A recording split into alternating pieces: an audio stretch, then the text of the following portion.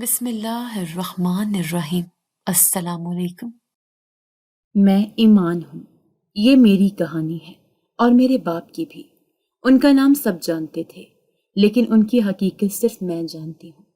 وہ ایک خاموش، محنتی اور سب سے بڑھ کر قربانی دینے والے انسان تھے۔ میں ان کے سائے میں پلی بڑھی اور آج جب ان کا سایہ نہیں رہا تو ان کی کہانی سنانا میرا فرض ہے۔ میری پیدائش ان کی شادی کے کئی سال بعد ہوئی۔ گھر میں سب کہتے تھے کہ اللہ نے دیر کی لیکن کیا خوب دیا ہے، لیکن میں جانتی تھی کہ ان سالوں میں میری ماں نے کتنا کچھ سہا اور میرے باپ نے کتنی خاموشیاں پی۔ میرے باپ 3 بہن بھائیوں میں سب سے بڑے تھے، ان کے بعد میرے چچا اور پھر سب سے چھوٹی میری پھپھو، مگر ان تینوں میں صرف میرے باپ نے زندگی کی ذمہ داریاں اٹھائیں۔ وہ صرف بڑے بھائی نہیں تھے، وہ ایک باپ، ماں اور سہارا تھے، اپنے بہن بھائیوں کے لیے بھی اور آخر کار میرے لیے بھی۔ میرے چچا کا مزاج ہمیشہ اونچا رہتا، کچھ نہ کرتے تھے مگر ان کے پاس چودراہٹ کا تاج تھا۔ گھر میں ان کی بات حرف آخر سمجھی جاتی۔ میرے بابا ان کے سامنے چپ کھڑے رہتے۔ کسی نے کبھی نہیں پوچھا کہ جو شخص دن رات محنت کر رہا ہے وہ کیوں خاموش ہے۔ بھائی، کل بازار سے بچوں کے لیے کپڑے لیتے آنا، فیس بھی دینی ہے اسکول کی۔ چچا ہر ہفتے فرمائشوں کی ایک فہرست میرے بابا کو تھما دیتے اور میرے باپ انکار نہ کر پاتے۔ پھپھو کا انداز تھوڑا مختلف تھا، وہ روز نہیں تو دوسرے دن ضرور آتی تھی، اپنے بچوں کو لے کر، کبھی روتے ہوئے، کبھی غصے میں، کبھی ہنستے ہوئے۔ بھیا، میرے شوہر نے پھر ہاتھ اٹھایا ہے، بچوں کو 2 دن سے کچھ کھانے کو نہیں ملا۔ ابا کی آنکھوں میں ہمدردی آتی، پرس کھلتا اور جو کچھ ہوتا وہ ان کے ہاتھ میں تھما دیتے۔ ماں یہ سب دیکھتی لیکن کچھ کہتی نہ تھی۔ پہلے تو انہوں نے روکنے کی کوشش کی، پھر بس چپ ہو گئی۔ میں بچپن سے دیکھتی آ رہی تھی کہ میرے ابا اپنے بہن بھائیوں کی خاطر سب کچھ قربان کرتے رہے۔ نہ انہوں نے کوئی نخرہ کیا، نہ کبھی اونچی آواز میں بولے۔ وہ سب کا بوجھ اپنے کندھوں پر اٹھائے چلتے رہے۔ میری پھپھو جب آتی تو امی کے کام میں 100 نقص نکالتی۔ یہ سالن تم نے کیسے بنایا ہے؟ تمہیں کچھ آتا بھی ہے؟ میرے بھائی کو تم نے چائے بھی ٹھیک سے دینا نہیں سیکھا۔ امی خاموشی سے برداشت کرتی۔ میں چھوٹی تھی، سمجھ نہیں پاتی تھی کہ ایسا کیوں ہو رہا ہے، لیکن وقت کے ساتھ یہ سوال میرے اندر جم گیا۔ ہمارے گھر میں میری ماں اکثر چپ رہتی تھی، دن بھر خاموشی اور رات کو کچھ عجیب سی حرکتیں۔ کبھی پانی میں ہاتھ رکھ کر بیٹھ جاتی، کبھی خاموشی سے چھت کو دیکھتی رہتی، اور میرے ابا وہ بس دیکھتے رہتے، کوئی سوال نہیں، کوئی شکوہ نہیں۔ تم کچھ کہتے کیوں نہیں؟ یہ سب تمہارے سامنے ہوتا ہے، ایک دن امی نے چیخ کر کہا۔ ابا نے بس ایک جملہ کہا، یہ میرے اپنے ہیں، میں انہیں تکلیف میں کیسے چھوڑ دوں؟ میں ان کی قربانیوں کو دن بدن محسوس کرنے لگی تھی۔ وہ خود نئے کپڑے نہیں پہنتے تھے لیکن چچا کے بیٹے کے لیے جوتے ضرور لاتے۔ ہمارے گھر میں اگر ایک وقت کا کھانا ہوتا تو ابا کہتے، بچوں کو کھلا دو، میں نے دوپہر میں کچھ کھا لیا تھا، لیکن میں جانتی تھی وہ جھوٹ بول رہے ہوتے۔ ابا نے سب کچھ بنایا تھا، زمین، دکانیں، پیسہ، لیکن انہوں نے سب کچھ اپنے بہن بھائیوں میں بانٹ دیا۔ ایک بار میں نے پوچھا، ابا آپ نے سب کیوں دے دیا؟ وہ مسکرائے، بیٹی یہ سب اللہ کا دیا ہے، میں اکیلا کیسے رکھ سکتا ہوں؟ میرے چچا اکثر محلے میں فخر سے کہتے، یہ سارا کاروبار تو ہمارے خاندان کا ہے، بھائی نے سنبھالا ہے مگر ہم سب کا ہے۔ اور میرے ابا، ان کی خاموشی ہی ان کا فخر بن گئی تھی۔ ایک دن محلے کی ایک خالہ نے امی سے کہا، بیٹی تمہارے شوہر بہت اچھے انسان ہیں مگر وہ اپنی نرمی میں سب کچھ لٹا بیٹھیں گے۔ امی نے آنکھیں جھکاتے ہوئے جواب دیا، کیا کریں، دل بہت بڑا ہے ان کا۔ میں نے تب محسوس کیا کہ بڑا دل کبھی کبھی انسان کو توڑ دیتا ہے۔ میں اب چھوٹی نہیں تھی، باپ کی آنکھوں میں چھپی تھکن، ماں کی خاموشی اور گھر کی ہواؤں میں پھیلی بے بسی سب کو محسوس کرنے لگی تھی۔ میرے ابا، جنہوں نے زندگی بھر کسی کے سامنے ہاتھ نہ پھیلایا، اپنے بہن بھائیوں کے سامنے جھکتے جھکتے ایک دن میرے دل میں گر گئے۔ اور یہ وہ دن تھا جب میں نے فیصلہ کیا کہ ایک دن سب کو ان کا اصل چہرہ دکھاؤں گی۔ یہ ابھی آغاز تھا، قربانیوں کا آغاز، ایک غلام باپ کی خاموشی کا آغاز، اور میری کہانی کی پہلی قسط۔ میرے ابا نے زندگی بھر کسی سے مقابلہ نہیں کیا، نہ کبھی اپنی اہمیت جتائی، نہ کبھی اپنا حق مانگا۔ یہی بات میرے چچا کے لیے فائدہ بن گئی۔ ایک دن صبح میری ماں نے مجھے جگایا، ایمان دیکھو صحن میں پانی آ رہا ہے، میں باہر نکلی تو دیکھا پانی کی ٹونٹی ٹوٹ چکی ہے اور زمین پر کیچڑ ہو رہا ہے۔ چچا صحن کے کنارے بیٹھے تھے اور جیسے میں ان کے قریب پہنچی بولے، تم لوگوں کے کام تو ہر دن بڑھتے جا رہے ہیں۔ میں نے تمہارے باپ سے کہا تھا نل بدلوا دو، سنا نہیں، اب یہ بھگتو۔ میں نے کہا، چچا آپ نے اگر ہمیں کچھ دے رکھا ہوتا تو ہم خود نل بھی بدلوا لیتے۔ وہ ہنسے، اچھا اچھا، زبان چلانے لگ گئی ہو، بس باپ پہ گئی ہو۔ وہ بھی ہمیشہ ضدی تھا لیکن کم از کم چپ رہتا تھا۔ میں خاموش ہو گئی۔ جواب دینے کا حق شاید اس وقت میرے پاس نہیں تھا۔ امی دن بدن عجیب سی ہونے لگی تھی۔ کبھی دروازے کی کنڈی کھول کر بس بیٹھ جاتی، کبھی کچن میں آ کر برتنوں کو بے مقصد گھماتی۔ میں ان کے قریب جا کر کہتی، امی کیا کر رہی ہو؟ وہ چونک جاتی، کچھ نہیں، بس یاد نہیں کیا لینے آئی تھی۔ میں نے دیکھا ان کے بال کھلے رہنے لگے تھے اور وہ اکثر دن کے وقت بھی سوتی رہتی۔ شاید وہ اب ان سب باتوں سے تھک چکی تھی۔ اسی ہفتے ایک دن چچا کے بیٹے کے لیے سالگرہ کی دعوت رکھی گئی۔ گھر میں سب نے دعوت کی تیاری کی، لیکن نہ مجھے بلایا گیا نہ میری ماں کو۔ ہم اپنے کمرے میں بیٹھے رہے۔ رات گئے جب سب شور ختم ہوا اور برتنوں کی کھنکھناہٹ بند ہوئی تو امی نے کہا، ہم اس گھر میں ہوتے ہوئے بھی غیر ہیں۔ میں نے ان کا ہاتھ تھاما، امی ایک دن یہ سب ختم ہو جائے گا۔ اگلے دن چچا کی بیوی نے امی پر برتن صحیح سے نہ دھونے کا طعنہ دیا۔ یہ پلیٹیں تو دیکھو جیسے کسی اندھے نے دھوئی ہوں۔ امی نے کچھ نہ کہا، بس سر جھکا لیا۔ ابا نے یہ سب سنا لیکن ہمیشہ کی طرح کچھ نہ بولے۔ اس خاموشی کے اندر ایک طوفان تھا جو ہم سب کو بہا لے جا رہا تھا، ایک طوفان جو کسی بھی دن پھٹ سکتا تھا، اور میں بس ہر دن ان دراڑوں کو بڑھتا دیکھ رہی تھی۔ امی کی حالت روز بروز بگڑتی جا رہی تھی اور گھر کی فضا جیسے روزانہ تھوڑی تھوڑی مر رہی تھی۔ ایک دن صبح چچا نے صحن میں سب کے سامنے اعلان کیا، میں اب یہاں مزید نہیں رہ سکتا، یہ گھر مجھے راس نہیں آتا، ہر وقت شور، بے ترتیبی اور وہ تمہاری بیوی کی باتیں برداشت نہیں ہوتی ہیں۔ میرے ابا نے ان کا جملہ سنا اور بس اتنا کہا، ٹھیک ہے تم الگ ہو جاؤ، میں کچھ بندوبست کر دوں گا۔ چچی فوراً بول پڑی، ہمیں کسی پرانے محلے میں مت بھیج دینا، ہمیں بھی اسی سٹینڈرڈ کا گھر چاہیے جو یہ ہے۔ چچا نے بھی زور دیا، ہاں بھائی، میرے بچوں کا کیا قصور، وہ بھی تو اسی گھر میں پلے ہیں۔ ابا نے سر ہلایا جیسے وہ جانتے تھے کہ انکار کی کوئی گنجائش نہیں۔ وہ دنوں تک دکان کے بعد رات دیر تک باہر رہنے لگے، کبھی کسی بلڈر سے بات کرتے، کبھی کسی مزدور کو بلا کر نقشے دکھاتے۔ مہینوں کی محنت کے بعد ایک چھوٹا مگر صاف ستھرا گھر چچا کے لیے تیار کروا دیا۔ وہ دن آیا جب چچا کے کنبے نے خوشی خوشی سامان باندھا اور الگ ہو گئے۔ میں سمجھ رہی تھی کہ شاید اب کچھ سکون ملے گا، لیکن جو خاموشی گھر میں پھیل گئی تھی وہ اور زیادہ بھاری ہو گئی۔ ایک دن اماں نے مجھے روکتے ہوئے کہا، تمہارے ابا کا بلڈ پریشر کافی دن سے بڑھا ہوا ہے، دوائی لینے کے لیے کہو۔ میں ان کے پاس گئی، ابا آپ کو دوا کی ضرورت ہے، چلیں ڈاکٹر کے پاس۔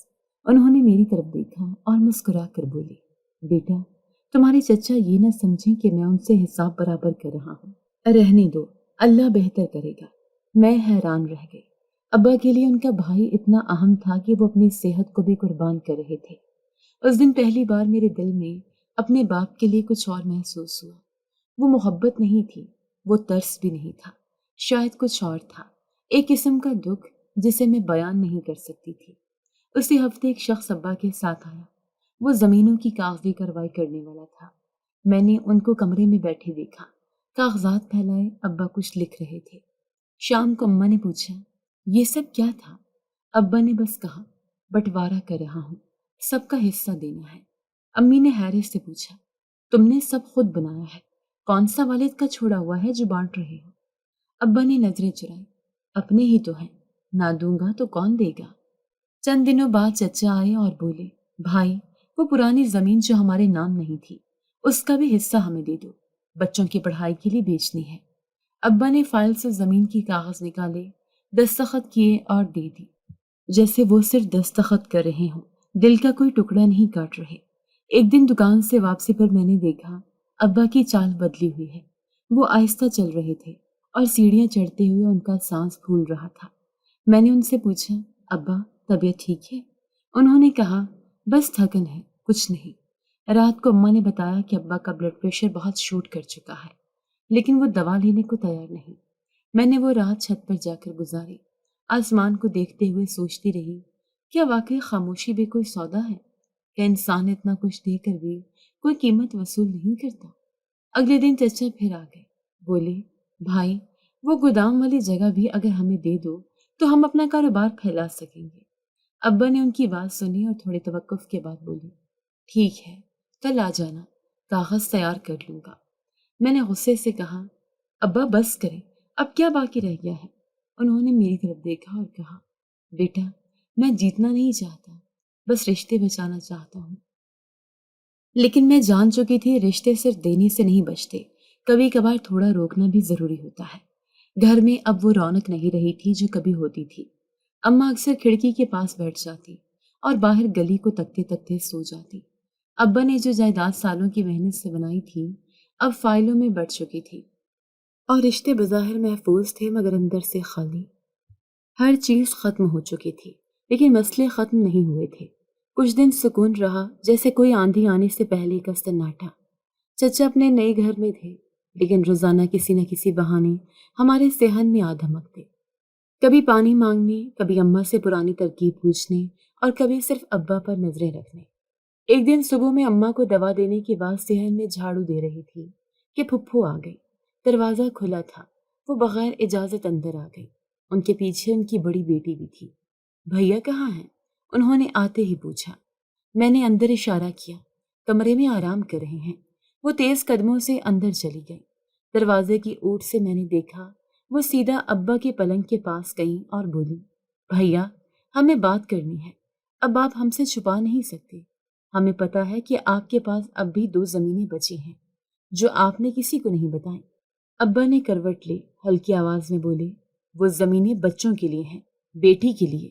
پھپھو نے غصے سے پیر مارا، کیا مطلب؟ ہم تمہارے سگے نہیں؟ کیا ہم نے تمہارے ساتھ زندگی نہیں گزاری؟ تم نے تو ہمیشہ ہمیں دیا، اب بھی دو، ہمیں حق ہے۔ ان کی آواز بلند ہوتی جا رہی تھی۔ میں کمرے کے دروازے پر پہنچ چکی تھی۔ پھپھو، ابا کی طبیعت ٹھیک نہیں، آپ بعد میں بات کر لیں۔ انہوں نے مجھے گھورا، تو اب یہ لڑکی ہمیں سمجھائے گی؟ تم لوگ خود کو کیا سمجھتے ہو؟ ابھی بات ختم نہیں ہوئی تھی کہ چچا بھی آ گئے۔ شاید پھپھو نے انہیں بلایا تھا۔ اندر آتے ہی بولے، بھائی سیدھی بات کرو، تمہارے پاس جو زمین بچی ہے وہ ہمیں چاہیے، برابر کا حصہ۔ اور ابھی ابا نے آنکھیں بند کر لی، ان کا چہرہ پیلا ہو چکا تھا، لیکن چچا رکے نہیں۔ تم نے ساری زندگی ہمیں دیا، اب کیوں روک لیا؟ اب جب بیٹی جوان ہو گئی ہے تو تمہیں وراثت کا ہوش آ گیا؟ میں ضبط کے آخری کنارے پر تھی۔ چچا خدا کا خوف کرے، ابا بیمار ہیں، ان کے آرام کا وقت ہے۔ چچا نے میری طرف دیکھے بغیر کہا، اب یہ لڑکیاں ہمارے معاملات میں بولنے لگی ہیں؟ بھائی تم ہی فیصلہ کرو اور ابھی کرو۔ ابا نے آہستہ سے کہا، یہ زمین میں نے بیٹی کے نام کی ہے، اسے بھی تو کچھ دینا ہے۔ پھپھو ہنسنے لگی، بیٹی کو زمین دے کر کیا کرے گا؟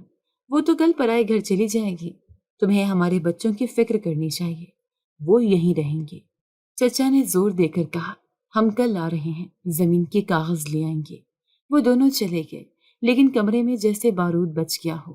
ابا کا سانس تیز ہو رہا تھا، ان کی پیشانی پر پسینہ تھا۔ اماں دوڑتی آئیں، ان کے ہاتھ میں دوا تھی، لیکن ابا نے ہاتھ اٹھا کر انکار کر دیا، نہیں ابھی نہیں۔ میں نے پانی کا گلاس دیا اور تکیہ سیدھا کیا، لیکن ابا کی حالت ویسی نہیں تھی جیسے ہر دن ہوتی تھی۔ وہ کچھ کہنے کے قابل نہیں تھے۔ شام تک ان کی طبیعت کچھ سنبھلی، لیکن چہرہ بجھا ہوا تھا۔ انہوں نے مجھے پاس بلا کر آہستہ کہا، ایمان کبھی کسی کو مت بتانا کہ گھر کے مرد بھی رو سکتے ہیں۔ میں نے ان کے ہاتھ تھامے، لیکن میرے اندر جیسے پتھر کا احساس بیٹھ چکا تھا۔ اگلے دن چچا واقعی آ گئے، ہاتھ میں کاغذات اور ساتھ ایک وکیل۔ بس دستخط کر دو تاکہ بعد میں کوئی مسئلہ نہ ہو۔ ابا نے کاغذات کو دیکھا اور آہستہ سے کہا، کچھ دن اور دے دو، میں سوچ لوں۔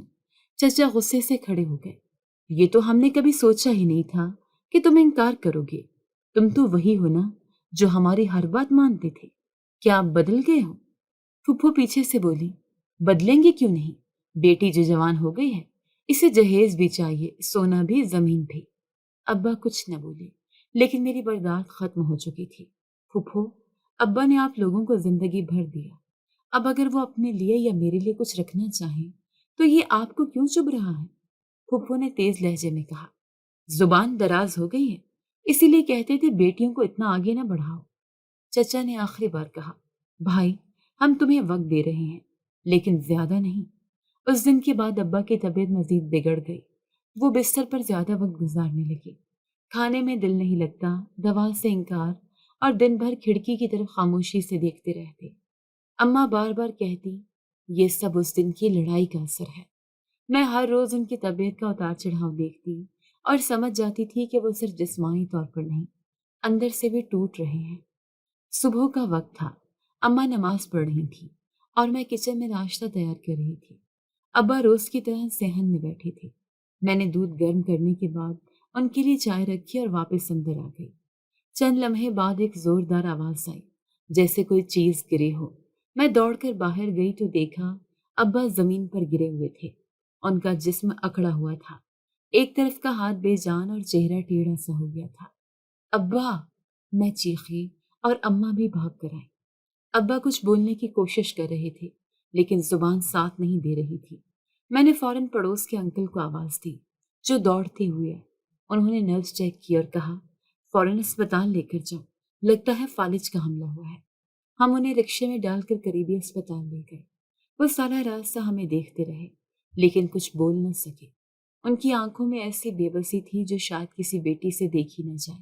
اسپتال میں ڈاکٹر نے معائنے کے بعد بتایا، ان کے دماغ کی ایک سائڈ متاثر ہوئی ہے، بولنے اور چلنے پھرنے کی صلاحیت فی الحال نہیں ہے۔ فوری علاج شروع کرنا ہوگا، ورنہ مزید نقصان ہو سکتا ہے۔ اماں نے روحانسی ہو کر کہا، ڈاکٹر صاحب، جو بھی ضروری ہو کریں، ہمیں بس انہیں بچانا ہے۔ ابا کو وارڈ میں منتقل کر دیا گیا۔ میں نے چچا کو کال کی، پھر پھپھو کو بھی اطلاع دی۔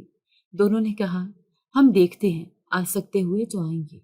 لیکن 3 دن گزر گئے، کسی نے دروازہ بھی نہیں کھٹکھٹایا۔ ہر دن اسپتال میں ایک نئی آزمائش تھی، کبھی دوا ختم ہو جاتی، کبھی انجیکشن کا خرچہ نکل آتا۔ اماں نے پرانی چوڑیاں نکالی، میں نے اپنی چھوٹی موٹی چیزیں بیچ ڈالی، لیکن ابا کی دوا رکنے نہ دی۔ ابا کا ایک طرف کا جسم مکمل طور پر مفلوج ہو چکا تھا، نہ ہاتھ ہلتا نہ پاؤں۔ ایک دن ابا نے ہاتھ کے اشارے سے مجھے بلایا۔ ان کی انگلی دروازے کی طرف اٹھی، جیسے کسی کا انتظار ہو۔ میں سمجھی کہ شاید چچا یا پھپھو کی بات کر رہے ہیں۔ میں نے دھیرے سے کہا، ابا، ابھی تک کوئی نہیں آیا۔ ان کی آنکھوں میں ایک نمی سی تیرنے لگی، جیسے اندر کچھ ٹوٹ رہا ہو۔ میں نے ان کا ہاتھ پکڑا۔ ابا، میں ہوں نا، بس آپ جلدی سے ٹھیک ہو جائیں۔ ڈاکٹر نے 3 دن بعد ہمیں اجازت دی کہ ابا کو گھر لے جا سکتے ہیں، لیکن علاج جاری رکھنا ہوگا۔ ہم انہیں گھر لے آئے، وہی صحن، وہی چرپائی، وہی دروازہ، سب کچھ ویسا ہی تھا، صرف ابا وہ نہیں رہے تھے۔ ابا کے لیے علیحدہ کمرہ تیار کیا گیا، ان کے بیڈ کے پاس دوا، پانی، کپڑے، سب کچھ ترتیب سے رکھا گیا۔ میں نے انہیں ہر وقت صاف رکھنے، وقت پر دوا دینے اور ان کے اشارے سمجھنے کا معمول بنا لیا۔ ایک دن میں نے پوچھا، ابا، کوئی بات ہے جو آپ کہنا چاہتے ہیں؟ انہوں نے سر ہلایا۔ میں نے کاپی قلم نکالا اور ان کی آنکھوں میں دیکھا۔ وہ آہستہ آہستہ انگلی سے کچھ لکھنے لگے۔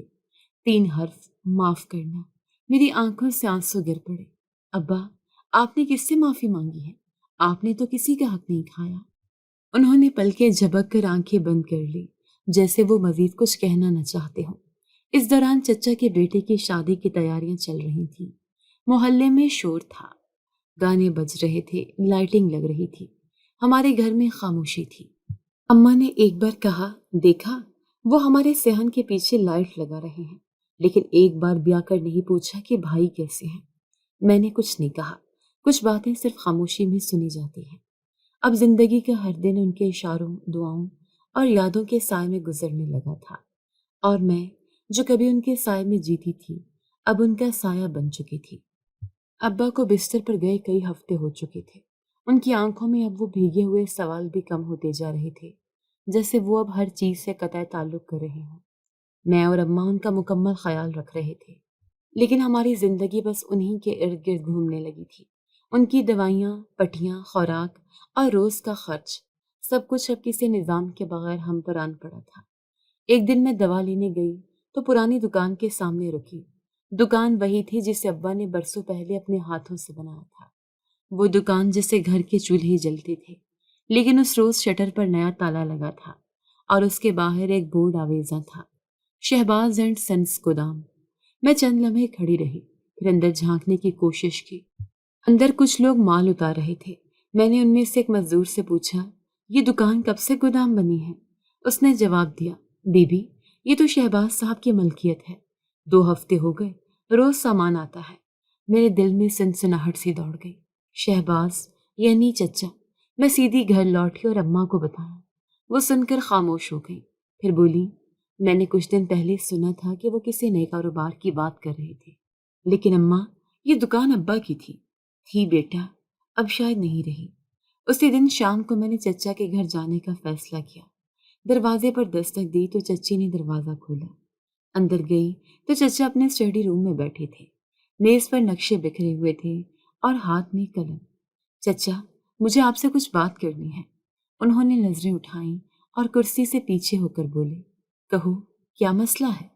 وہ جو دکان تھی وہ تو ابا کی تھی، لیکن اب وہ گودام بن چکی ہے۔ چچا نے ہنکارا بھرا، ہاں تو اب تم یہ حساب کتاب رکھنے لگ گئی ہو؟ چچا وہ دکان ہماری روزی کا ذریعہ تھی، ابا کی ملکیت تھی۔ انہوں نے قلم میز پر رکھ دیا اور کرسی گھما کر مجھ سے منہ موڑ لیا، پھر ہنستے ہوئے بولے، دیکھو ایمان، تم لڑکی ہو اور لڑکیاں ان کاموں میں نہیں بولتی۔ تم اپنے ابا کا علاج کرو، ہم بزنس سنبھال لیں گے۔ میں صرف اتنا چاہتی ہوں کہ جو ہمارا حق ہے وہ ہمیں واپس دیا جائے۔ حق؟ تمہارے باپ نے خود مجھے دکان دے دی تھی، زبانی کہا تھا، اور تم جانتی ہو بھائی کا کہا حرف آخر ہوتا ہے۔ کوئی کاغذ، کوئی ثبوت؟ چچا نے غصے سے مڑ کر مجھے دیکھا، تم مجھ سے ثبوت مانگ رہی ہو؟ تم ایک لڑکی ہو اور تمہارے جیسے لوگ صرف سوال کر سکتے ہیں، فیصلے نہیں۔ اب وقت بدل چکا ہے، میں لڑکی ہوں لیکن کمزور نہیں۔ چچا ہنسے، دیکھ لیں گے تمہیں بھی، جاؤ اور اپنے ابا کو سنبھالو، بزنس کی دنیا تمہارے جیسے لوگوں کے لیے نہیں۔ میں چپ چاپ واپس آ گئی، لیکن میرے دل میں پہلی بار ایک تیز چنگاری سی محسوس ہوئی۔ میں نے فیصلہ کیا کہ اب قانونی مدد لی جائے۔ اماں کو بتایا تو وہ تھوڑا گھبرا گئی، بیٹی دشمنی مول لینا آسان نہیں۔ اماں یہ دشمنی نہیں، ہمارا حق ہے، اگر اب ہم خاموش رہے تو کچھ نہیں بچے گا۔ میں محلے کے ایک وکیل کے پاس گئی، انہیں ساری صورتحال بتائی اور زمین و جائیداد کے کاغذات دکھائے۔ انہوں نے غور سے دیکھا، پھر کہا، اگر آپ کے پاس اصل دستاویزات ہیں تو آپ قانونی دعویٰ کر سکتی ہیں۔ میں نے ابا کی پرانی فائلوں میں سے کافی مواد نکالا، لیکن کچھ کاغذات غائب تھے۔ وکیل نے کہا، ایسا لگتا ہے کہ جان بوجھ کر ریکارڈ سے کچھ نکالا گیا ہے، مگر ہم تحقیقات کر سکتے ہیں۔ اسی رات میں ابا کے پاس بیٹھی تھی، وہ چھت کو دیکھ رہے تھے، آنکھوں میں تھکن اور چہرے پر خاموشی۔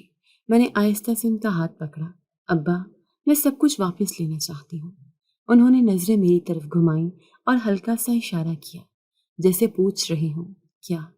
جو ہمارا حق تھا، جو آپ کا خواب تھا، وہ زمین، وہ دکانیں، میں ان کے لیے لڑنا چاہتی ہوں۔ ابا کی آنکھوں میں ایک چمک ابھری، جیسے ان کے اندر کی روشنی تھوڑی سی واپس آ گئی ہو۔ گھر اب مکمل طور پر 2 افراد پر تھا، میں اور اماں۔ ابا چارپائی پر لیٹے ہوئے تھے، نہ کچھ کہہ سکتے تھے نہ خود سے ہل سکتے۔ صبح سے شام تک ان کی دیکھ بھال، دوا، پٹی، خوراک، سب کچھ ہماری معمول کا حصہ بن چکا تھا، لیکن اس معمول کے ساتھ ساتھ ایک اور حقیقت بھی سر اٹھا چکی تھی، غربت۔ پہلے روزمرہ کی ضرورتیں اب ضرورت سے آگے بڑھ چکی تھیں، دوائیوں کی فہرست طویل ہو گئی تھی اور پیسے دن بدن کم۔ ابا کی بچت اب تقریباً ختم ہو چکی تھی اور ہمارے پاس آمدنی کا کوئی ذریعہ نہ بچا تھا۔ اماں نے ایک دن دوپٹہ اوڑھ کر میرے سامنے آ کر کہا، میں نے سوچا ہے محلے کے 2 گھروں میں صفائی کا کام پکڑ لوں، صبح جا کر 2 گھنٹے کام کراؤں۔ میں نے ان کا ہاتھ پکڑا، اماں آپ نہیں کریں گی، میں کچھ کر لوں گی۔ بیٹی تو ابا کو سنبھالتی ہے، ابا کی دوا، پٹی، کھانا سب تیرا ذمہ ہے، میں یہ کر لوں گی، ہم دونوں مل کر کچھ نہ کچھ چلا لیں گے۔ وہ اگلے ہی دن صبح چلی گئی۔ میں کچن میں بیٹھی آٹا گوندھ رہی تھی کہ ابا نے آنکھوں سے کچھ اشارہ کیا۔ میں ان کے قریب گئی، ابا کچھ چاہیے؟ انہوں نے آنکھوں سے دروازے کی طرف دیکھا اور پھر ہاتھ سے کمر پر اشارہ کیا، جیسے کام کرتے کسی کو دیکھا ہو۔ میں سمجھ گئی، اماں کام پر گئی ہیں۔ ابا کی آنکھوں میں دکھ تھا، جیسے وہ خود کو قصوروار سمجھ رہے ہوں۔ میں نے ان کا ہاتھ پکڑا، ابا آپ فکر نہ کریں، ہم سب سنبھال لیں گے۔ محلے کی عورتیں جب اماں کو دیکھتیں تو کچھ ہمدردی، کچھ حیرت اور کچھ طنز بھری نظریں ڈالتی، لیکن اماں نے سب چپ چاپ سہ لیا۔ وہ روز 2 گھروں میں صفائی کرتی، برتن دھوتی اور کچھ پیسے لا کر میری ہتھیلی پر رکھ دیتی۔ یہ دیکھ، آج 50 زیادہ ملے، بیگم نے کہا۔ بہت صاف صفائی کی۔ اماں کے چہرے پر ایک عجیب سی تھکن اور فخر دونوں ہوتے۔ میں نے ایک دن فیصلہ کیا کہ سلائی مشین نکال کر دوبارہ کام شروع کروں گی۔ پرانی مشین اماں کو جہیز میں ملی تھی، جسے عرصے سے کسی نے ہاتھ نہیں لگایا تھا۔ میں نے اسے صاف کیا، تیل ڈالا اور پرانے کپڑوں سے آغاز کیا۔ پہلے دن محلے کی صغرا نے اپنے بیٹے کے کپڑے سینے کو دیے۔ 2 دن بعد سلمہ بی بی کا آرڈر آیا۔ آہستہ آہستہ کام چلنے لگا۔ میں دن کو کپڑے سی کر اور شام کو ابا کے پاس بیٹھ کر ان کی دیکھ بھال کرتی۔ اماں صبح سے دوپہر تک گھروں میں کام کر کے آتی، پھر کھانا بناتی اور میرے ساتھ سلائی میں ہاتھ بٹاتی۔ گھر جیسے ایک ورک شاپ بن گیا تھا جہاں ہم سب اپنے ہمت سے جڑے تھے۔ ایک دن اماں نے بتایا، پڑوس کی رضیہ کہہ رہی تھی ان کے جاننے والے کپڑوں کی دکان پر کام دے سکتے ہیں، تم چاہو تو بات کر لیں۔ میں نے ہاں کی اور 2 دن بعد وہ دکان پر گئی۔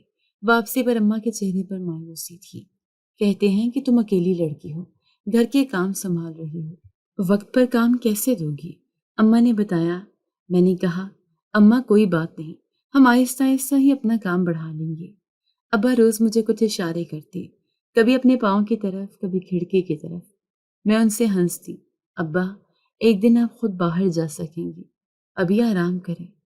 کبھی وہ رات کو سوتے وقت مجھے اپنی طرف بلاتے اور ہاتھ تھام کر کچھ کہنا چاہتے، مگر الفاظ نہیں نکلتے۔ میں بس اتنا کہتی، آپ نے ہی ہمیں مضبوط بنایا، اب ہماری باری ہے۔ اب ہمارے گھر کے حالات تھوڑے سنبھلنے لگے تھے، لیکن محلے میں ہماری حالت کو لے کر چہمگوئیاں بڑھ رہی تھیں۔ ابا بیمار، ماں کام والی، بیٹی سلائی کرتی ہے، سب ختم ہو گیا ان کا۔ ایک دن میں نے سنا 2 عورتیں کہہ رہی تھیں۔ میں چپ رہی، کیونکہ میرے پاس اب جواب دینے کا وقت نہیں، کام کرنے کی ذمہ داری تھی۔ اسی دوران میں نے سوچا کہ کچھ زمینیں جو ابا کے نام تھیں، ان کی کاغذات سنبھالے جائیں۔ میں نے پرانی الماری کھولی اور فائلیں ترتیب دینے لگی۔ کچھ کاغذات ایسے تھے جو مکمل نہیں تھے، شاید ابا کبھی مکمل کرنے کا وقت ہی نہ نکال سکے۔ میں نے وکیل سے رابطہ کیا اور فائلیں دکھائیں۔ انہوں نے کہا، یہ اگر مکمل ہو جائے تو آپ کا کیس بن سکتا ہے، لیکن آپ کو پہلے اپنے نام کی قانونی حیثیت لینی ہوگی۔ ایک نئی راہ کھل رہی تھی، لیکن اس راہ میں بھی اندھیرے تھے۔ اب میرے لیے دن رات برابر ہو چکے تھے، سلائی، کاغذات، دوا، صفائی اور اماں کے ساتھ گھر سنبھالنا۔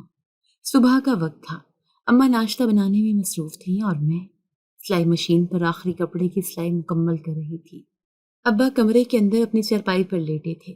ان کے چہرے پر آج کچھ خاص بے چینی تھی، جیسے نیند پوری نہ ہوئی ہو یا رات بھر کوئی درد ستاتا رہا ہو۔ میں نے مشین بند کی اور ان کے قریب جا کر آہستہ سے پوچھا، ابا ٹھیک ہیں؟ انہوں نے معمول کے مطابق ہلکی سی پلک جھپک کر ہاں کا اشارہ دیا، لیکن ان کا سانس معمول سے تیز تھا۔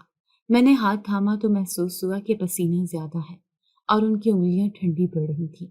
میں فوراً اماں کو آواز دی، اماں جلدی آؤ، ابا کی طبیعت عجیب لگ رہی ہے۔ اماں دوڑ کر آئیں اور ابا کی پیشانی پر ہاتھ رکھا، پھر پلنگ کے نیچے سے پچھلے ڈاکٹر کی دی ہوئی کچھ پرانی دوائیاں نکالنے لگی۔ میں نے موبائل سے اس قریبی کلینک پر کال کی جہاں سے پہلے بھی دوا لی تھی، لیکن اتوار ہونے کی وجہ سے بند تھا۔ ابا کا جسم کانپنے لگا، ان کی ٹانگیں ہلکی سی جھٹکوں میں تھیں اور چہرہ مکمل زرد ہو چکا تھا۔ میں نے پانی پلانے کی کوشش کی لیکن وہ نگل نہیں پا رہے تھے۔ اماں ہمیں اسپتال جانا پڑے گا، یہ معمولی اٹیک نہیں لگتا۔ اماں خاموشی سے رونے لگی۔ پیسے کہاں سے آئیں گے؟ پرس میں 200 روپے بھی نہیں۔ میں نے پرس کھولا تو کچھ پیسے سلائی سے بچے ہوئے تھے، لیکن وہ کسی ایمبولینس یا شہر کے اسپتال تک لے جانے کے لیے ناکافی تھے۔ میں نے ایک لمحے کو سوچا، پھر دوپٹہ اوڑھا اور چچا کے گھر کی طرف دوڑ پڑے۔ دروازے پر دستک دی۔ تھوڑی دیر بعد دروازہ کھلا اور چچی نظر آئی۔ ان کے ہاتھ میں چائے کا کپ تھا، چہرے پر صبح کی سستی۔ مجھے دیکھ کر ان کے ماتھے پر بل پڑے۔ ہاں کیا بات ہے؟ چچا سے ملنا ہے، فوری۔ ابا کی طبیعت بہت خراب ہے، اسپتال لے جانا ہے۔ انہوں نے آواز لگائی، سن رہے ہو شہباز، تمہاری بھتیجی آئی ہے، ابا کی حالت خراب ہے۔ چچا اندر سے آئے، پینٹ شرٹ پہنی جیسے کہیں جانے کو تیار ہوں۔ انہوں نے مجھے اوپر سے نیچے تک دیکھا، پھر بولے، ہاں بیٹی، کیا ہوا ہے ابا کو؟ چچا، دوسرا اٹیک لگ رہا ہے، ہاتھ پیر کانپ رہے ہیں، اسپتال لے جانا ہے، میرے پاس کرایہ بھی نہیں، آپ ساتھ چلیں پلیز۔ انہوں نے ٹھنڈی سانس لی، پھر ہنکارا بھرا، دیکھو ایمان، میرے پاس آج بہت مصروف دن ہے، بزنس کی میٹنگ ہے، اور تمہیں تو پتا ہے میں ہر بات پر فوراً نہیں اٹھ سکتا۔ چچا، ابا کی جان خطرے میں ہے، بس شہر تک لے جائیں، گاڑی دے دیں یا کرایہ ہی دے دیں۔ انہوں نے کرسی کھینچ کر بیٹھتے ہوئے کہا، میں نے تمہارے ابا کا ذمہ نہیں لیا۔ میرے گلے میں جیسے کچھ اٹک گیا۔ چچا، آپ نے دکان لی، زمین لی، گودام بنایا، سب کچھ آپ کے پاس ہے، کم از کم ابا کو تو بچا لیں۔ انہوں نے نظریں چرائیں۔ نہیں ایمان، میرے ہاتھ بندھے ہوئے ہیں، بہتر ہے تم کسی اور سے مدد مانگو۔ میں چپ چاپ پلٹ گئی، پاؤں بھاری ہو چکے تھے، آنکھوں سے آنسو بہ رہے تھے، لیکن اب وقت رونے کا نہیں تھا۔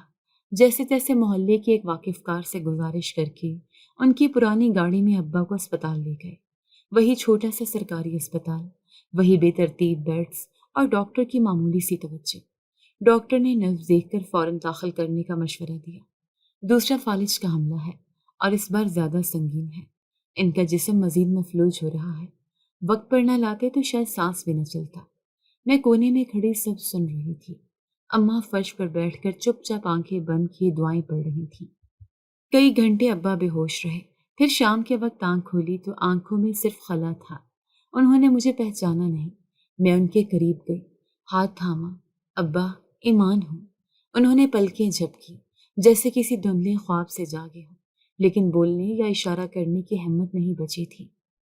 رات کو اسپتال کے کونے میں بیٹھ کر میں نے وہ 2 کاغذ نکالے جو زمین کے مالک ہونے کا ثبوت تھے۔ میں جانتی تھی کہ وقت ہاتھ سے نکل رہا ہے۔ ابا کی آنکھوں میں وہ حوصلہ باقی نہ رہا تھا جو کچھ مہینے پہلے تھا۔ وہ جو اشارے سے سب کچھ سمجھاتے تھے اب صرف خلا میں دیکھتے تھے۔ میں نے اماں سے کہا، ہمیں جلد کچھ کرنا ہوگا، ابا کا وقت ہاتھ سے نکل رہا ہے۔ اماں نے میری طرف دیکھا۔ میری دعائیں اب بھی ان کے ساتھ ہیں، لیکن کبھی کبھی دعاؤں سے زیادہ دوا کی ضرورت پڑتی ہے، اور ہمارے پاس اب دوا کے پیسے بھی نہیں۔ وہ رات اسپتال کی ٹھنڈی دیواروں کے درمیان جیسے برسوں لمبی لگ رہی تھی، ہر گھڑی ایک سوال بن کر ذہن میں گونجتی رہی۔ کیا کوئی اور ہوتا جو ابا کو بچا لیتا؟ کیا ہم نے سب کچھ کھو دیا؟ کیا یہ وقت ہم سے روٹ چکا ہے؟ اسپتال کی سفید دیواریں جیسے اب ہمیں پہچاننے لگی تھیں۔ نرسیں اسلام کے بعد خاموشی سے گزر جاتی۔ ڈاکٹر ابا کی حالت پر کچھ نیا نہیں بتاتے تھے۔ 2 دن ہو چکے تھے ابا کو مکمل ہوش آئے بغیر۔ سانسیں کبھی تیز ہوتی، کبھی آہستہ، جیسے وہ خود فیصلہ نہیں کر پا رہے کہ رہنا ہے یا جانا ہے۔ اسی رات ابا نے ایک لمحے کے لیے آنکھیں کھولی۔ میں ان کے بالکل قریب تھی۔ انہوں نے میری طرف دیکھا، آنکھوں کے کنارے ہلکے سے لرزے، لب ہلے لیکن آواز نہ نکلی۔ میں جھک کر بولی، ابا، کچھ کہنا ہے؟ ان کی انگلی میرے ہاتھ میں تھر تھری سے ہلی۔ میں نے جلدی سے کاغذ اور قلم نکالا، ان کی ہتھیلی تھام کر رکھی۔ انہوں نے تھوڑا سا ہاتھ حرکت دینے کی کوشش کی، صرف ایک لفظ، معاف۔ میں نے آنکھیں بند کر لی اور سر جھکا لیا۔ نہیں ابا، آپ نے کچھ غلط نہیں کیا، جو کیا وہ فرض تھا، محبت تھی۔ صبح ہوئی تو ابا کی سانس دھیمی ہو گئی تھی۔ اماں نے ان کے سر پر ہاتھ پھیرا، اللہ تمہیں سکون دے، بہت تھک گئے ہو۔ اور وہ لمحہ بھی آ گیا۔ مشین کی بیپ آہستہ ہوتی گئی، نرس دوڑی، ڈاکٹر آیا اور چند لمحوں بعد بس ایک جملہ بولا، انہیں ہم نہیں بچا سکے۔ وقت جیسے رک گیا تھا۔ اماں کی چیخ نکلی، میں ان کے کندھوں سے لپٹ گئی۔ ابا خاموشی سے وہ جنگ ہار چکے تھے جو انہوں نے برسوں لڑی تھی، بغیر آواز، بغیر شکوہ، بغیر بدلہ لیے۔ اسپتال کے کمرے میں سناٹا چھا گیا۔ ڈاکٹر کاغذات پر دستخط کر رہا تھا، نرسیں وارڈ میں صفائی کر رہی تھیں، اور ہم اپنے باپ کا جسم لے جانے کی تیاری کر رہے تھے۔ گھر پہنچے تو کچھ قریبی رشتہ دار جمع ہونے لگے۔ کسی نے جنازے کی تیاری سنبھالی، کسی نے کپڑے، کسی نے غسل کا بندوبست کیا۔ میں نے چچا کو کال کی، فون بجتا رہا، پھر بند ہو گیا۔ پھپھو کا نمبر بھی بند جا رہا تھا۔ ہم نے ایک بار پھر خود ہی سب کچھ سنبھالا۔ نماز جنازہ کے وقت چچا اور پھپھو آئے۔ چچا سفید کپڑوں میں سنجیدہ چہرے کے ساتھ کھڑے تھے، اور پھپھو سیاہ دوپٹہ اوڑھے خاموشی سے کھڑی تھی۔ نماز کے بعد وہ خاموشی سے جنازے کے ساتھ قبرستان گئے۔ تدفین کے دوران چچا نے 3 مٹھی مٹی پھینکی، پھپھو نے دعا کے دوران ہاتھ اٹھائے، اور جیسے ہی دعا ختم ہوئی وہ واپس مڑنے لگے۔ میں خاموشی سے کھڑی رہی، نہ ان سے بات کی، نہ نظریں ملائیں۔ گھر واپس آ کر اماں پہلی بار زور سے روئی۔ میں ان کے ساتھ بیٹھی تھی، لیکن میرے اندر جیسے کچھ ختم ہو چکا تھا۔ غصہ، دکھ اور وہ خاموش نفرت جو اندر پلتی رہی تھی اب پوری طرح میرے وجود میں اتر چکی تھی۔ رات کو دروازہ کھلا، چچا آئے، ان کے ساتھ ان کا بیٹا بھی تھا۔ صحن میں آ کر بولے، بس افسوس کرنے آئے تھے، بھائی ہمارے لیے سب کچھ تھے۔ اماں نے نظریں جھکا لی، میں چپ رہی۔ چچا نے کہا، میں سوچ رہا ہوں اب یہ گھر تم لوگوں کے لیے بڑا ہو جائے گا، اگر تم لوگ چاہو تو کچھ حصہ ہمیں دے دو یا بیچ کر تقسیم کر لے۔ میرے اندر کچھ ٹوٹا اور میں آہستہ سے بولی، چچا ابھی جنازے کو 24 گھنٹے بھی نہیں ہوئے اور آپ جائیداد کی بات کر رہے ہیں۔ انہوں نے کھسیانی ہنسی۔ نہیں بیٹی، غلط نہ سمجھو، میرا مطلب صرف یہ تھا کہ کچھ سمجھداری سے چلے۔ میں نے انہیں دروازے کی طرف اشارہ کیا۔ آج کے دن آپ چلے جائیں، ہم خود سمجھداری سے کام لے لیں گے۔ چچا پلٹے، کچھ نہ بولے۔ ان کا بیٹا پیچھے پیچھے تھا، نظریں جھکائے۔ پھپھو اگلے دن آئی، اماں سے لپٹ کر رونے لگی۔ بھیا چلا گیا، ہم بھی تنہا ہو گئے۔ اماں نے کوئی جواب نہ دیا، وہ بس سر جھکا کر بیٹھی رہیں۔ پھپھو بولی، سنو، وہ پرانی زمین ہے نا جو شہر میں ہے، اگر تم لوگ چاہو تو ہم سب میں بانٹ لیں تاکہ کوئی جھگڑا نہ ہو۔ اماں نے سر اٹھا کر میری طرف دیکھا۔ میں نے جواب دیا، جس زمین کی بات کر رہی ہیں وہ ابا نے میرے نام کی تھی، کاغذ ہمارے پاس ہے، اگر آپ کو شک ہے تو عدالت جا سکتی ہیں۔ پھپھو خاموش ہو گئی، کچھ دیر بیٹھی رہیں، پھر اٹھ کر چلی گئی۔ ابا کی یادیں گھر کی دیواروں سے جھانکنے لگی تھیں، ان کی ٹوپی، ان کا پرانا بٹوا، ان کی آخری دنوں کی دوائیاں، سب کچھ وہیں تھا، لیکن وہ نہیں تھے۔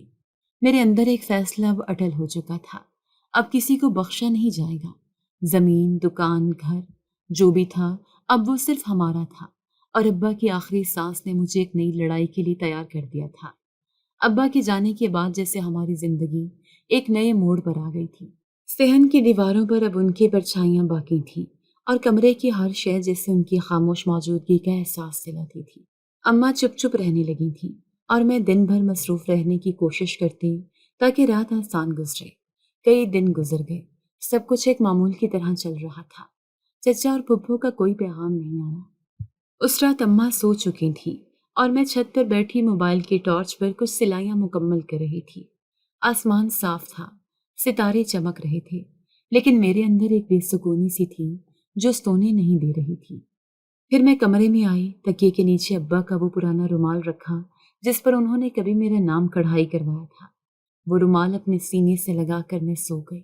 رات کے کسی پہر خواب آیا، ابا سامنے کھڑے تھے، سفید لباس میں، بال سلیقے سے سنوارے اور چہرے پر وہی نرمی جس سے میں واقف تھی۔ انہوں نے میری طرف دیکھا اور دھیرے سے بولے، بیٹی، اللہ انصاف ضرور کرتا ہے، تم نے جو برداشت کیا اس کا حساب وہ خود لے گا، بس صبر رکھو، وقت آنے والا ہے۔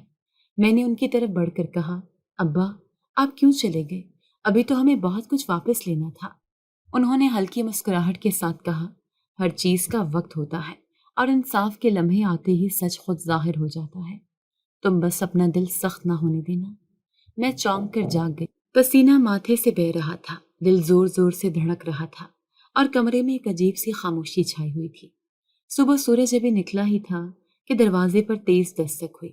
میں نے جلدی سے دروازہ کھولا، محلے کا ندیم کھڑا تھا، چہرہ ہوائیاں اڑا ہوا۔ ایمان بی بی، آپ نے سنا؟ کیا؟ چچا شہباز کے ویئر ہاؤس میں رات کو آگ لگ گئی، پورا گودام جل گیا، لاکھوں کا مال راکھ ہو گیا۔ میں نے ایک لمحے کو کچھ نہ کہا، وہ بولتا رہا، یہی نہیں، ان کا گھر بھی جل گیا، آگ وہاں تک پھیل گئی، ان کے 2 بچے۔ کیا ہوا بچوں کو؟ میں نے جلدی سے پوچھا۔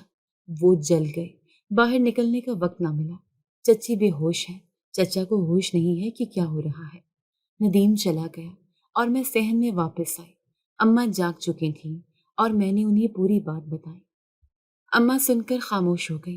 کافی دیر بعد انہوں نے کہا، ہمیں وہاں جانا چاہیے۔ میں نے ان کی طرف دیکھا۔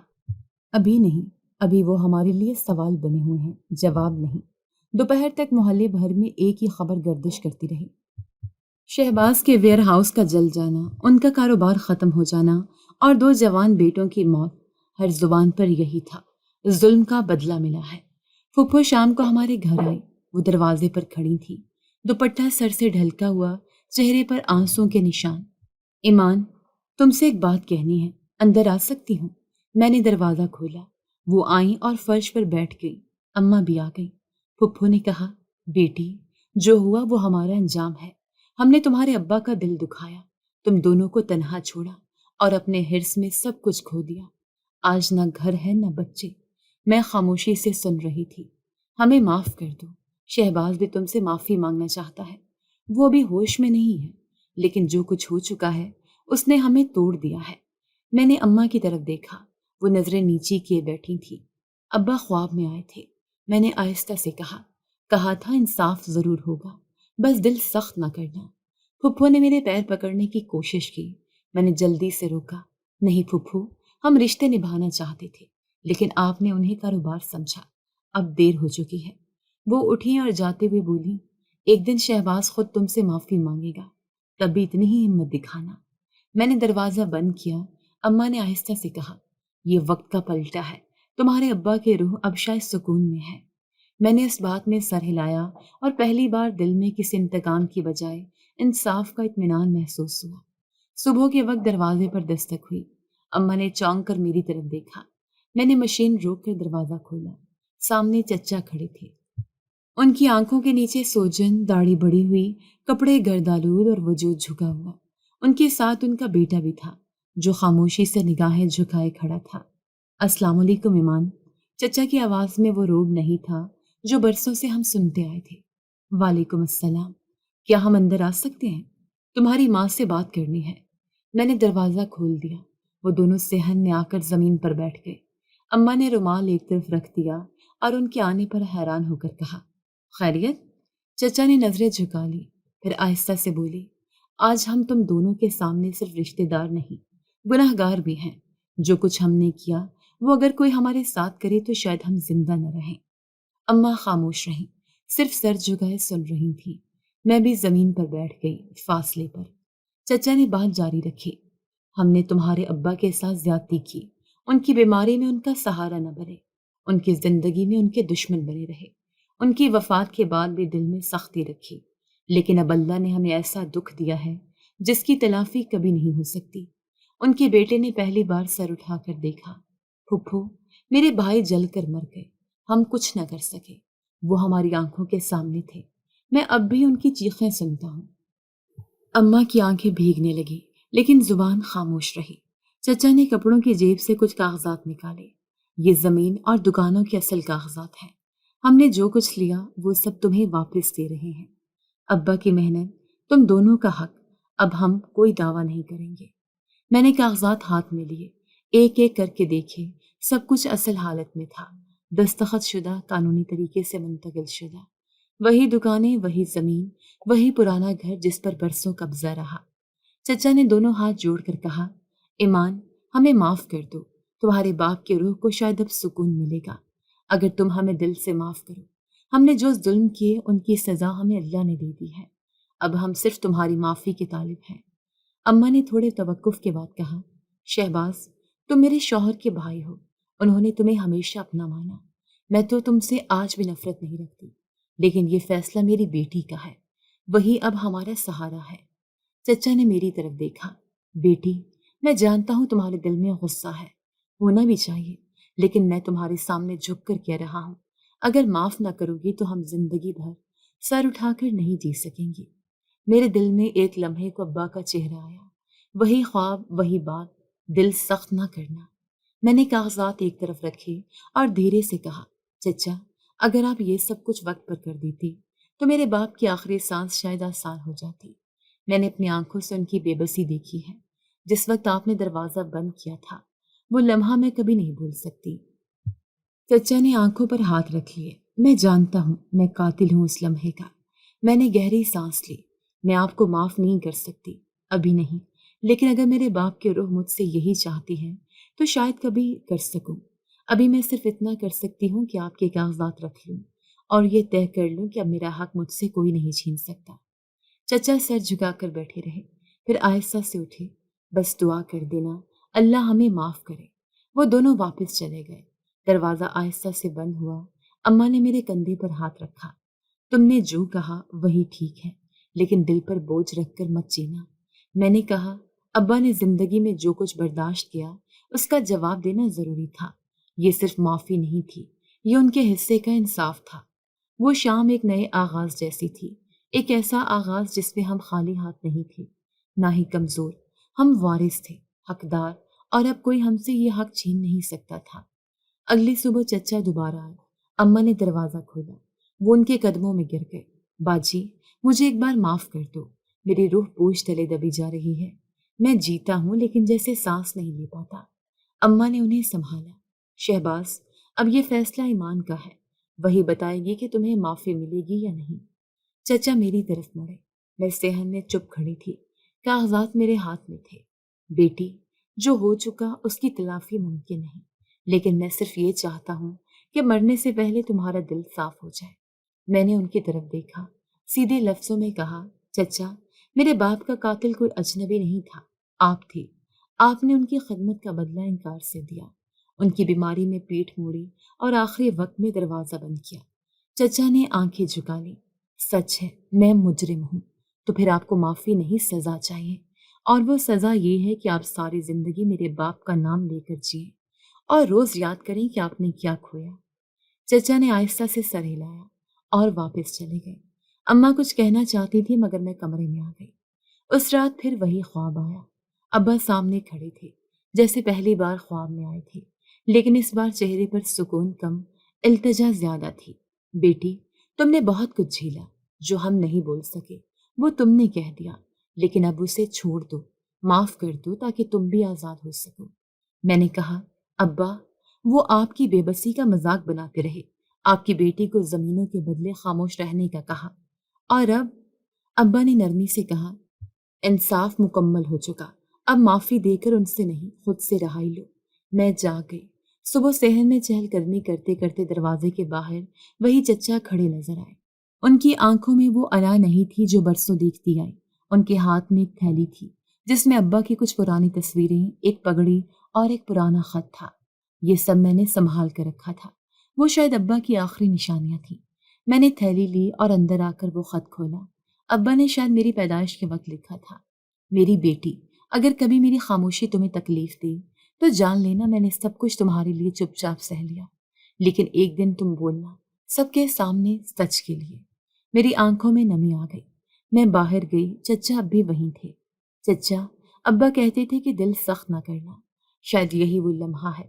میں آپ کو معاف کرتی ہوں، لیکن یہ معافی ان تمام دنوں کی قیمت پر دی گئی ہے جن میں میرے ابا نے خود کو فنا کیا۔ چچا نے سر جھکا لیا۔ اماں صحن میں آ گئی۔ ایک خاموش لمحے میں وہ سب کھڑا تھا جو برسوں کا بوجھ تھا۔ کچھ دیر بعد چچا واپس چلے گئے۔ میں نے تھیلی میں رکھی پگڑی ابا کی چرپائی پر رکھی، جو اب بھی گھر کے کونے میں ویسے ہی بچھائی گئی تھی۔ ابا، میں نے معاف کر دیا، جیسے آپ نے کہا تھا، لیکن اب کوئی اور نہ آپ کی جگہ لے سکے گا، نہ میری۔ اس کہانی کا اختتام معافی پر ہوا، لیکن یہ محض کمزوری نہیں تھی، یہ ایک بیٹے کی فتح تھی جو انتقام سے آگے نکل کر باپ کی تعلیمات کو اپنائے ہوئے جیتی رہی، اور شاید یہی اصل انصاف تھا۔ جی تو دوستو، کیسی لگی آپ کو ہماری آج کی کہانی؟ اپنی رائے کا اظہار ہمارے کمنٹس باکس میں ضرور کیجیے گا، اور اگر آپ کو ہماری ویڈیو پسند آئی ہے تو کر لیجیے ہمارے چینل کو سبسکرائب، ویڈیو کو لائک اور بیل آئیکن لازمی پریس کر لیجیے تاکہ ہر نئی آنے والی ویڈیو کا نوٹیفیکیشن آپ کو بر وقت موصول ہو سکے۔ ملتے ہیں ایسی ہی ایک سبق آموز کہانی کے ساتھ، تب تک کے لیے اللہ نگہبان۔